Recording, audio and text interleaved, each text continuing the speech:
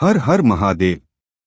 आप सुन रहे हैं श्री शिव महापुराण कथा पॉडकास्ट, जहां शिव तत्व के रहस्यों, लीलाओं और उपदेशों के माध्यम से हम आत्मज्ञान की ओर अग्रसर होते हैं। आज के एपिसोड में हम विद्येश्वर संहिता के 9वें अध्याय का अत्यंत दिव्य और तत्वज्ञान से परिपूर्ण प्रसंग प्रस्तुत कर रहे हैं। इस अध्याय में भगवान शिव स्वयं प्रकट होकर ब्रह्मा और विष्णु के मध्य उत्पन्न हुए विवाद का शमन करते हैं और उन्हें अपने परब्रह्म स्वरूप का साक्षात्कार कराते हैं। इस कथा में आप जानेंगे महाशिवरात्रि की अद्भुत महिमा। कैसे इस पावन तिथि पर शिव के लिंग निराकार और बेर साकार दोनों स्वरूपों की आराधना करने से अक्षय पुण्य और मोक्ष की प्राप्ति होती है। महादेव स्पष्ट करते हैं कि सृष्टि, पालन, संहार, तिरोभाव और अनुग्रह ये पंचकृत्य केवल उन्हीं के अधीन हैं। साथ ही आज के एपिसोड में अरुणाचल क्षेत्र की महत्ता का भी वर्णन है, जिसे भगवान शिव अपने ज्योतिर्मय स्तंभ के प्राकट्य स्थल और मोक्ष प्रदान करने वाली पुण्य भूमि बताते हैं। आइए इस दिव्य प्रसंग के श्रवण द्वारा शिव तत्व को हृदय में धारण करें और भक्ति से ज्ञान की ओर यात्रा करें। ओम नमः शिवाय।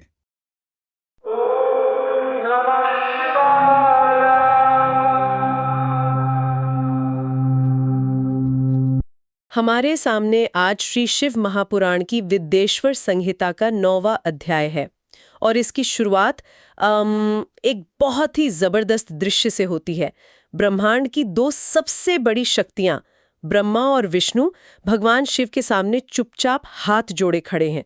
उनके बीच का जो भीषण युद्ध था वो अभी अभी थमा है।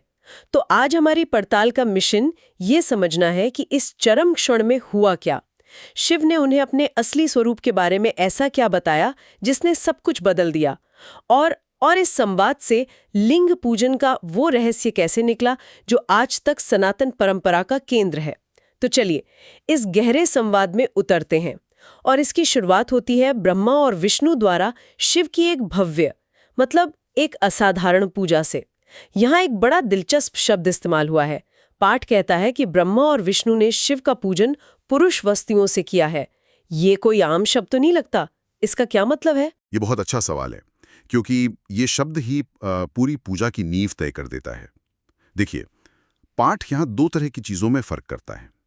एक है प्राकृत वस्तु, यानी वो चीजें जो प्रकृति से आती हैं और कह सकते हैं जल्दी नष्ट हो जाती हैं, जैसे फूल, पत्ते।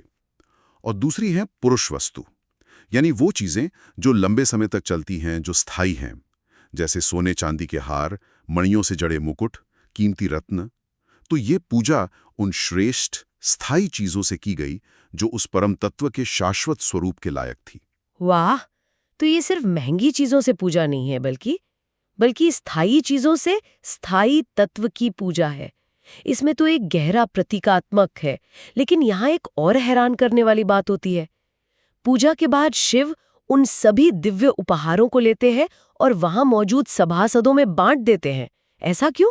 वो तो उनके लिए लाए गए थे। और यहीं पर शिव सिर्फ भगवान नहीं, बल्कि एक आदर्श स्थापित कर रहे हैं। पाठ में एक शब्द है पारंपर्यचिकोषाया। अच्छा। जिसका अर्थ है एक श्रेष्ठ परंपरा स्थापित करने की इच्छा से। वो ये दिखा रहे थे कि एक नायक या राजा का काम सिर्फ लेना नहीं है, जो भी सबसे अच्छा मिले उसे अपने आश्रितों में, अपनी टीम में बांट देना चाहिए। ये नेतृत्व का लीडरशिप का एक बहुत बड़ा सामाजिक संदेश है, जो पूजा के तुरंत बाद दिया गया। कमाल है। यानी एक दिव्य पूजा से तुरंत एक सामाजिक सीख निकल कर आती है। बिल्कुल। कि असली बड़प्पन लेने में नहीं, देने में है। बिल्कुल। जाहिर है इस पूजा और समर्पण से शिव बहुत प्रसन्न हुए होंगे। बहुत ज्यादा। और उनकी इसी प्रसन्नता से एक ऐसी चीज का जन्म होता है जिसे आज करोड़ों लोग मनाते हैं।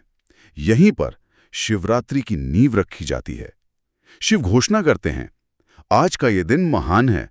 तुम्हारी इस पूजा से मैं तुम पर बहुत प्रसन्न हूं।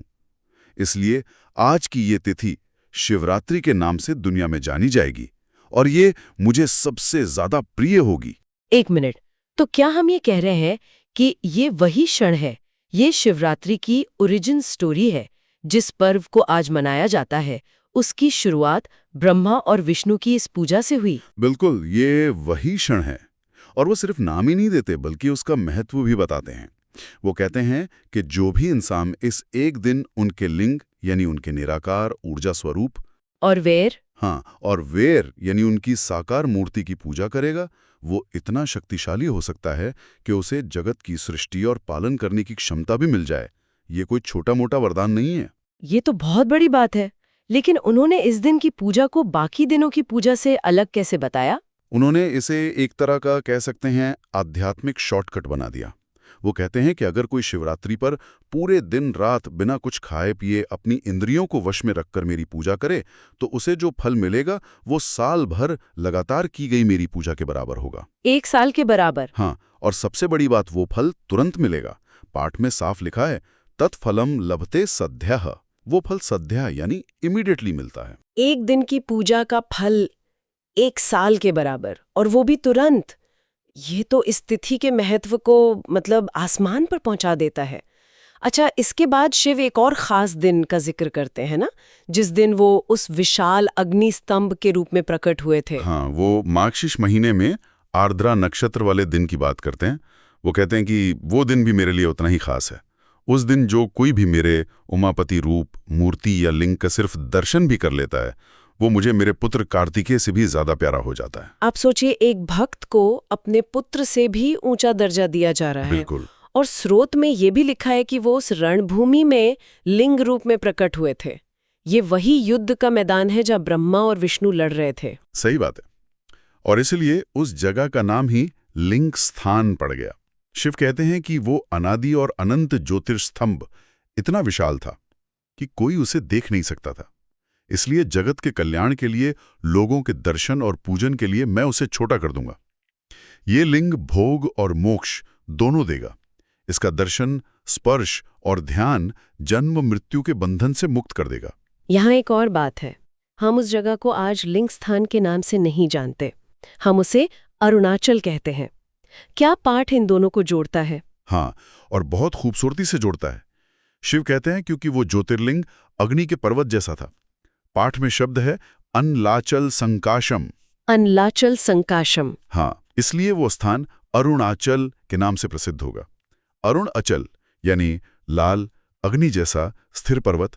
और वो उस जगह को इतना महत्व देते हैं कि कहते हैं कि यहाँ सिर्फ रहने या मरने से ही मोक्ष मिल जाएगा, और यहाँ किया गया कोई भी जप या दान करोड़ों गुना ज्यादा फल देगा। ठीक है, तो अब तक हमने पूजा की विधि, शिवरात्रि की शुरुआत और अरुणाचल की महिमा को समझा। लेकिन ये सब किसी गहरी बात की तैयारी लग रही है। शिव सिर्फ पूजा पाठ नहीं सिखा रहे, उन्होंने तो ब्रह्मा और विष्णु की उन सेनाओं को भी जिंदा कर दिया जो लड़ाई में मारी गई थीं। इसके पीछे उनका असली मकसद क्या था? आपने बिल्कुल सही नस पकड़ी है। वो सेनाओं को अपनी अमृत बरसाने वाली शक्ति से जिंदा करते हैं ताकि ब्रह्मा और विष्णु देख सकें कि वो विनाशक भी हैं और सृजनकर्ता भी। ये एक तरह का शक्ति प्रदर्शन था, ताकि अब जो ज्ञान देने वाले हैं उसे सुनने के लिए वो दोनों पूरी तरह तैयार हों। और यहीं इस अध्याय का सार आता है।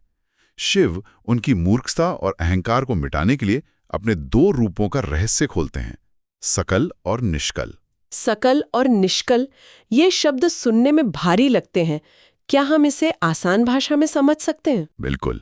इसे ऐसे समझिए, निष्कल यानी बिना किसी कला या आकार के, ये उनका निराकार ब्रह्म स्वरूप है।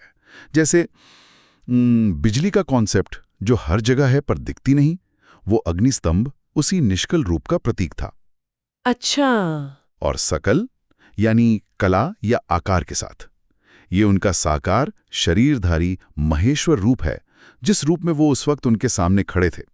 जैसे उस बिजली से जलने वाला बल्ब जिसका एक खास आकार है जिसे आप देख सकते हैं।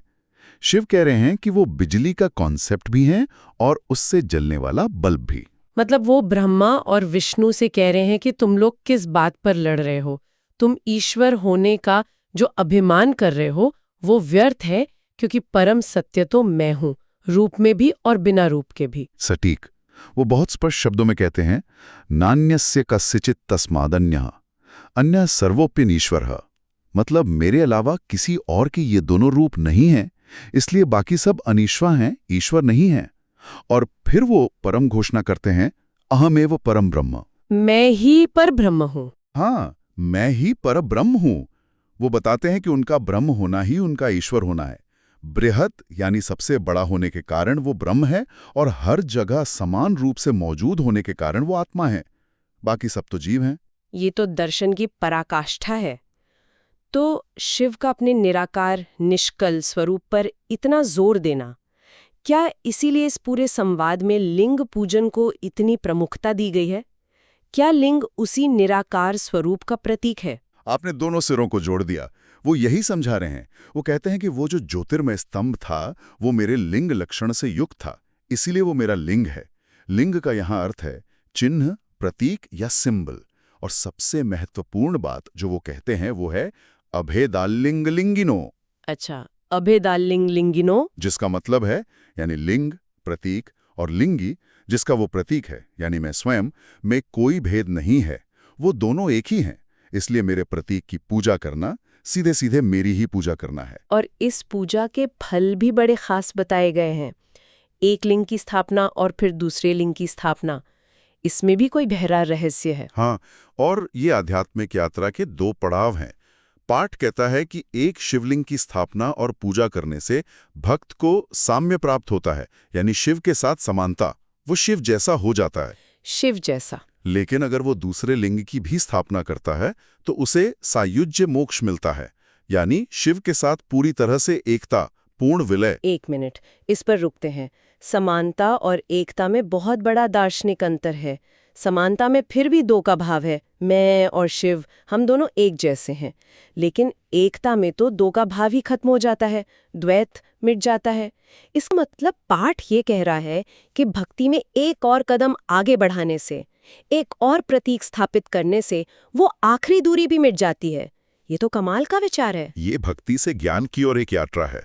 और इसी सिद्धांत के आधार पर शिव मूर्ति पूजा की तुलना में लिंग पूजा को एक अलग स्थान देते हैं। हाँ, ये एक बहुत बड़ा सवाल है जो कई लोगों के मन में होगा।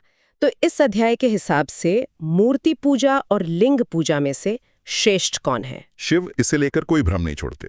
वो एक निर्णायक श्लोक कहते हैं, लिंगम प्राधान्यता स्थाप्यम तथा वेरम तु गौणकम। मतलब? अर्थात शिवलिंग की स्थापना ही प्रधान है, मुख्य है, और मूर्ति वेर की स्थापना गौण है, यानी दूसरे स्थान पर है। वो यहां तक कहते हैं कि जिस क्षेत्र में शिवलिंग ना हो, वो चाहे मूर्तियों से भरा क्यों ना हो, उसे क्षेत्र ही नहीं माना जा सकता। ऐसा क्यों? ऐसा इसलिए क्योंकि लिंग उनके परम निराकार निष्कल स्वरूप के सबसे करीब हैं। तो हमने ब्रह्मा और विष्णु के मौन समर्पण के एक दृश्य से शुरुआत की, फिर शिवरात्रि के जन्म की कहानी को समझा, एक विशाल अग्निस्तंभ के अरुणाचल बनने की यात्रा देखी, और आखिर में शिव के सकल और निष्कल स्वरूप के गहरे दर्शन को छुआ। और इस पूरी चर्चा का केंद्र बिंदु था शिव का यह ऐलान कि वही एकमात्र परम तत्व है, और उनका निराकार प्रतीक शिवलिंग उनकी पूजा का सबसे प्रमुख और शक्तिशाली माध्यम है, जो साकार मूर्ति से भी ज्यादा महत्वपूर्ण है। यह अध्याय सिर्फ एक कहानी नहीं, बल्कि पूजा, दर्शन और प्रतीकवाद का एक गहरा संगम है। इस पूरी बातचीत के बाद एक विचार मन में अटक गया है, वो समानता से एकता तक की यात्रा, साम्य से सायुज्य तक। पाठ कहता है कि एक अतिरिक्त प्रतीक की स्थापना, यानी दूसरे लिंग की स्थापना, उस परम विलय की ओर ले जाती है। इस पर सोचा जा सकता है कि आध्यात्मिक जीवन में वो दूसरा कदम क्या है, वो कौन सा अतिरिक्त समर्पण या समझ है जो भक्त को भगवान के जैसा होने से भगवान में एक हो जाने की अवस्था में ले जाता है। ये दूरी कैसे तय होती है, ये सोचने वाली बात है।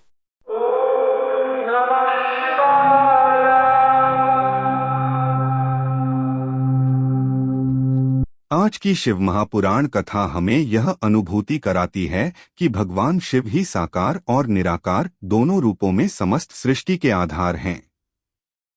उन्होंने ब्रह्मा और विष्णु को अपने वास्तविक स्वरूप का ज्ञान देकर यह स्पष्ट किया कि समस्त पंचकृत्य उन्हीं की दिव्य लीला हैं।